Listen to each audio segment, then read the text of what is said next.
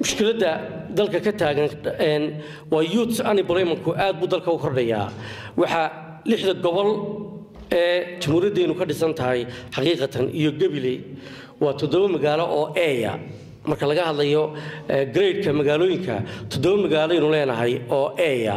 toddobada marka Hargeysa laga saaro lixda magaalo ee kale soo haray haddaad eegto dhalinyarta ka qalin jabisa jaamacadaha waa Boorama lambar 1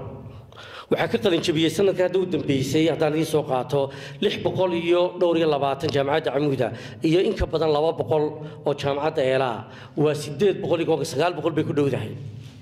magaalo marka Hargeysa laga reebo 900 ay ka qalin jabisay oo lixda magaalo ee kale Hargeysa marka la saar lixda kale ay gabilay ku jirto ma jirto xaqiiqatan hadii secondariyada aan eegnana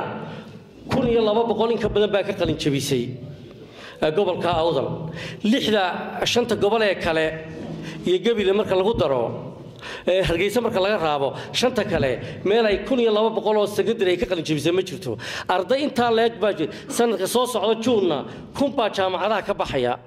oo isriidada magaalada Boorama joogi doona marka mushkilad weeye ardayda faraha badan leh ee ama secondary ha noqoto ama jaamacadaha ha noqotay ee meesha joogay waxay keenay mushkilad bay noqotay haddaba mushkiladaasi sida loo address gareynayaa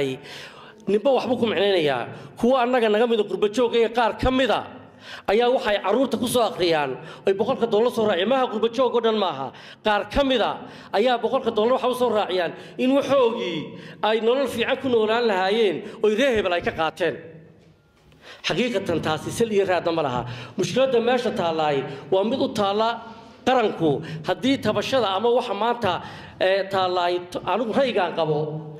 toban wareegto la magacaabay maanta ma daweynayso ama toban qof oo xil loo dhiibay ma daweynayso mushkiladu way taala qabiil ha ku micnayso ninba waxa ku laakiin waa afaqaran waxa loo baahan yahay wax garadka iyo dheer garadka reer Awdal iyo xukuumadda dhammaan garabka la isqabsado oo mushkiladan sidii looga hortagi lahaa oo loo dhaadhicin lahaa ama maamulka ama wax qabsiga shacbiga ku soo wareeyay deegaanka Boorama sidii gobolka intiisa kale loogu dhaadhicin lahaa waxa kamida dekada la wada hawsheedii waa wax waajiba waxay dekada lagu hayay ay u qurux badan tahay deganaanshaha iyo wada noolaanshaha ayay Soomaaliland ku qurux ay u fiican tahay waayo marka ay dalkaynu dariska nahay ee Jabuuti dekadii lixaad u wadaay way not inaga Soomaaliland inaynu 2 iyo 3 iyo 4 baan sabno si aynu wadamada jaarkeena Itoobiya saaxiibka fiican ay leenahay aynu uga faa'iideysano way tartan lagu jira wadamada regionku inaynu 2 iyo 3 iyo 4 ba sameysano si aynu 100 bilyan aynu uga faa'iideysano oo ay beerkabitabka shacbigeenu iyo nolosheenuba ay kor u kacdo waxa weey taasi qurba joog reer Awdal waxaan leeyahay inta lagu daalayo wax fara badan iyo nacaybka reereed iyo amiis nacaybada caruurta lagu beerayo bilaa shaqada waxaan leeyahay doorka iyo wax qabadka inay ka soo qayb qaataan dhiska dekada iyo wadooyinka gobolka ay ka qayb qaataan oo aanay ku murmin ama nacaybshaha reereed ee leeyahay reehebel waayo reerkaan maanta aanahay ama adigu aad tahay nina ma uusan dooran waa wax xagga Ilaahay kaaga yimiday oo qadar inaan maanta noqdo nin reer Awdala oo reehebela anigu ma aan dooran laakiin waxa weey waa qadar adiguna waxa weey reerka tahay maanta ama yarow ama badno ma aad dooran marka waxaan choice-kaaga aan hayn inaan reer ugu dudo waa reer hebel aan ugu caroodo ama qurba joog ugu caroodaan ama ku kalaba waa reer hebel ugu carooday oo wax diinta ka fog xaqiiqatan wax diinta ka fog waxa weey waxaan leeyahay kuwa qurbaha jooga ee nacaybshaha dadka ku abuurayay inay yimaadaan mabda' baa dadku isku qabtaay ay yimaadaan haday wax tirsanayaan iyo hadii kalaba inay madasha ay Soomaaliland yimaadaan oo si aan u joogno uga doodaan oo u hadlaan oo aanay daaha dabadiisa ku dhuuman oo in caruurta ayna suniya boogsiin caruurta reer Awdal waxaan leeyahay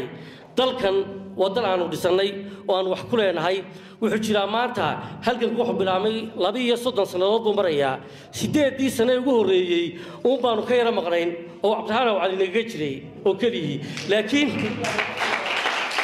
intii ka dambeysay 24 sanadood ee maanta jirtaba dalka waan u dhimanay mujaahid baanu nahay wax kastaanu ka qabanay welina waan joognaa marka hadday doorasho tahay hadday caqli tahay hadday lacagtii dalka tahay hadday hanaqaadkii geedi socodkii dalkan ay tahay hadday calanka samayntiisa ay tahay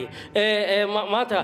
heesta calanka hadday tahay calanka hadday tahay reer awdal waxay ku lahaayeen waa la wada ogsoon yahay taariikhdu labada fikra in caruurta yaryar beenna laga abuuro annagaa u dhimanay annagaa leh waxaanu cid kaga rabna oo marti looga yahayna ma jirtaan leehe ha dhegaysanina annagaa idiin joognaa